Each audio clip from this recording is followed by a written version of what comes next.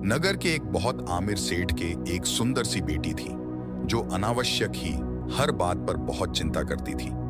Exam की चिंता। अरे मेरा रिजल्ट कैसा आएगा, मैं पास तो हो जाऊंगी ना? कहीं मेरा वजन ज्यादा तो नहीं बढ़ रहा है? क्या मैं हमेशा खुश नहीं रह सकती? इसी तरह के फालतू विचारों के चिंताओं से वह दिन भर परेशान रहती थी। सेठ जी एक व्यापारी थे, इसलिए उनके पास इन सब फालतू के बात के लिए समय नहीं था। लेकिन जब चीजें हद से ज्यादा बढ़ी, फिर वह परेशान होने लगे कि वह उनकी एकलौती बेटी है। उन्होंने एक व्यक्ति से अपनी सही मन के बात को बताकर समाधान मांगा। उसने बोला, मुझे तो पता नहीं, लेकिन मैंने सुना है कि पहाड़ी के ऊपर एक महात्मा रहते हैं जो नगर में बहुत ही कम आया करते हैं। वह तभी आते हैं, खासकर जब उन्हें किसी वास्तु की आवश्यकता होती है। वह बहुत ही कम लोगों से मिलते जुलते हैं और बहुत ही कम लोगों से बातचीत किया करते हैं। उन्होंने अपने जीवन को ऐसे बनाया है जैसे कि उनको किसी और लोगों से कोई खास लगाव नहीं। सेठ जी बोले, फिर उसमें मेरा क्या फायदा, मैं क्या करूंगा? उनके पास जाकर व्यक्ति बोला, जिंदगी में एक बात हमेशा याद रखना, जिनको इस दुनिया से कोई मोह माया नहीं होता, जिनको किसी से कोई खास लगाव नहीं होता, असलियत में वही दूसरों का दर्द सही से समझ सकते हैं और सही से मार्गदर्शन कर सकते हैं। एक डॉक्टर को अगर अपने मरीज से लगाव हो जाएगा तो इलाज कैसे करेगा? इसीलिए डॉक्टर को मरीज से लगाव ना ही हो तो अच्छा है। मोह, लगाव, प्यार हमेशा इंसान के पैरों के जंजीर बनता है, इसीलिए मोह से परे रहना ही है। तुम उनके पास बेशक जाओ और अपनी समस्या बताओ। मुझे उम्मीद है कि तुम्हारे सवालों का जवाब अवश्य देंगे। लेकिन एक और बात, तुम उनके पास एक सेठ और अमीर इंसान बन के नहीं, तुम कुछ मांगने की नीयत से वहां पर जाना। सेठ जी ने बोला, ठीक है, मैं ऐसा ही करूंगा। और वह वहां पर चले गए। जब वह महात्मा के पास गए तो उन्होंने देखा कि वह महात्मा अकेले एकांत में बैठकर ध्यान कर रहे थे। उनकी उस कुटिया में हर तरफ शांति और सुकून था, मानो जैसे कि मन बिल्कुल शांत हो गया हो। वह उसी शांति में खो गए और उन्हें पता ही नहीं लगा। उनकी पहाड़ी की छोटी से पूरा नगर बहुत ही सुंदर दिखाई दे रहा था। नजारे इतनी खूबसूरत थे कि वह उसे देखकर वहीं बैठ गए और महात्मा के ध्यान खुलना का इंतजार करने लगे। धीरे धीरे आधा एक घंटा बीत गया। उधर महात्मा अपना ध्यान नहीं खोल रहे थे। वह सेठ तब सोच रहे थे कि जीवन कितना अच्छा है ना, अगर मैं भी सबसे अलग हो जाऊं। जीवन में अकेले रहने में इतना सुकून है क्यों है? धीरे धीरे एक दिन गुजर जाते हैं, लेकिन वह महात्मा अपना ध्यान नहीं खोलते। सेठ जी को ख्याल आता है कि मैं कैसे अपनी समस्या इनको बताऊं और इसे उसे समस्या का समाधान, लेकिन वह चाहकर भी ऐसा नहीं कर सकते थे।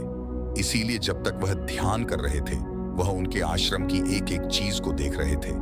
उनकी छोटी सी कुटिया, छोटा सा बिस्तर और खाने के लिए थोड़ा भोजन सामग्री। वह सोच रहे थे कि कोई जीवन में इतना सदा कैसे है।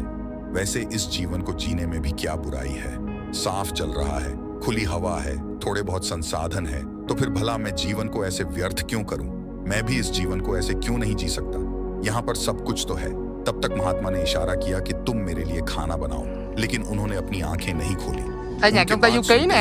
वह खाना बनाने की सामग्री ढूंढने लगा। अंदर जाकर देखा तो उनकी जो पात्र थी जिनमें खाना बनाया जाता था, वह काफी कमजोर थी, जैसे माना कि वह टूट जाए। उनके पास चूल्हा भी नहीं था। उसे समझ में नहीं आया कि आखिर वह खाना कैसे बनाए, लेकिन वह महात्मा को तकलीफ नहीं देना चाहता था, इसीलिए उसने जैसे भी हो कोशिश करनी शुरू कर दी। लेकिन काफी वक्त बीत गया, वह सामग्री इकट्ठा ही नहीं कर पा रहा था। थोड़ी देर बीता और महात्मा से बोला, महात्मा मैं खाना कैसे बनाऊं? यहाँ पर कोई संसाधन नहीं है, ना तो चूल्हा है, ना तो कोई पात्र और ना ही कोई खास सामग्री। फिर भला भोजन कैसे बनाया जा सकता है? तब महात्मा ने आंखें खोली और बोले, तुम यहाँ पर किस लिए आए हो? अपने मकसद बताओ तो।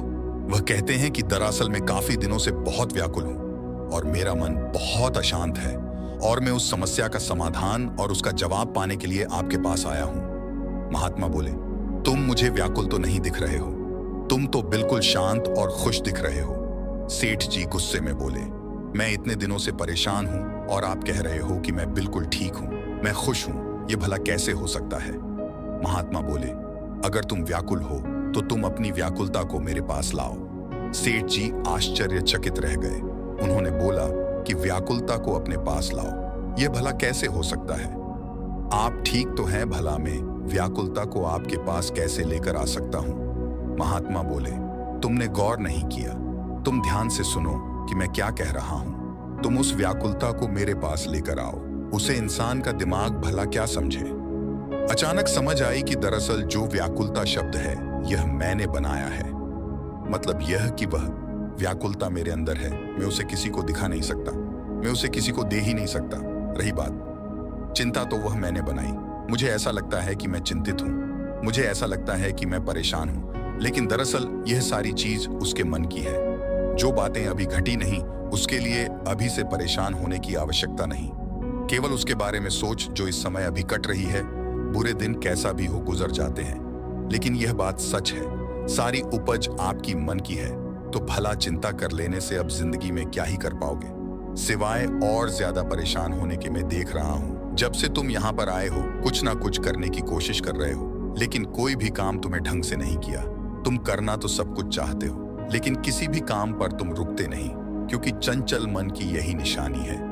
मन की चंचलता को रोकने के लिए उसे जंजीरों में बांधना जरूरी है। उसने पूछा, कैसे? महात्मा बोले, गौर से देखो तो जितनी ज्यादा सुविधा है, जितनी ज्यादा जीवन को तुम आसान बनाने की कोशिश करते हो, जीवन उतना ही मुश्किल होता जाता है। मुझे देखो, सब कुछ त्याग करके भी जीवन में कितना सुकून है, लेकिन तुम्हारे पास सब कुछ होते हुए तुम चिंतित हो।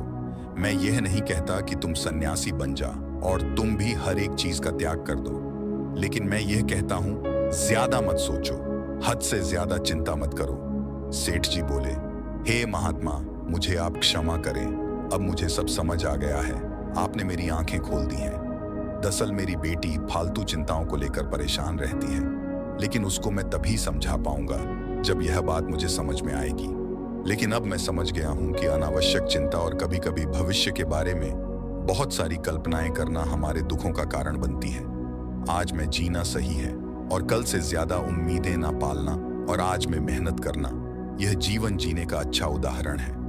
सच ये भी है कि आप जिंदगी में जितना भी पालो वह कम ही है और हमें कम लगता भी है। इसीलिए आज मेहनत करो और कल की ज्यादा छोड़ दो। जीवन गुजार रहा है, गुजर जाएगा। जो है उसमें खुश रहना सीखो। खुद को यकीन दिलाओ कि सब कुछ ठीक है और सबसे जरूरी बात, मेहनत जारी रखो।